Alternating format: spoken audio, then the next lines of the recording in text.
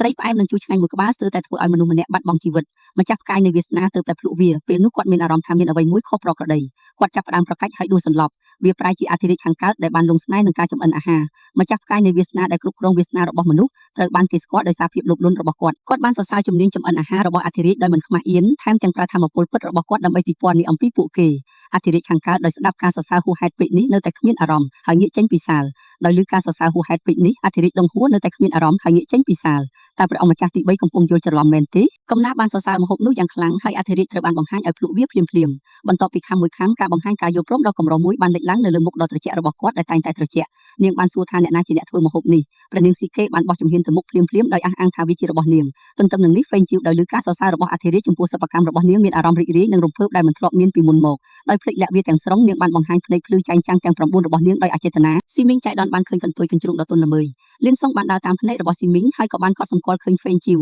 គាត់ហៀបនឹងនិយាយពេលដែលស៊ីមីងបញ្ឈប់គាត់ស៊ីមីងបានគោះតុបដូរការផ្ដោតអារម្មណ៍ហើយកុហកដោយនិយាយថាគាត់យល់ពីចំណង់ចង់ញ៉ាំម្ហូបនេះរបស់អធិរាជក្នុងមួយពណ៌ព្រៃភ្នែកទ្រង់បានញ៉ាំត្រីផ្អែមនិងជូរអស់ហើយបន្ទាប់មកដោយឆ្លៀតឱកាសពីការមិនយកចិត្តទុកដាក់របស់មនុស្សគ្រប់គ្នាទ្រង់បានផ្លឹបផ្លែតដើម្បីរំលឹកហ្វេងជីវអំពីកន្ទុយរបស់នាងស៊ីមីងអធិរាជថ្មីតើអ្នកតាណាសៀវសៀនហ្វាងទើបតែកត់សម្គាល់ឃើញថាមានកញ្ជ្រោងតូចមួយនៅទីនេះវាគួរឲ្យស្រឡាញ់ណាស់ខ្ញុំចង់លេងសើចវាបន្តិចប៉ុន្តែវារត់ចេញ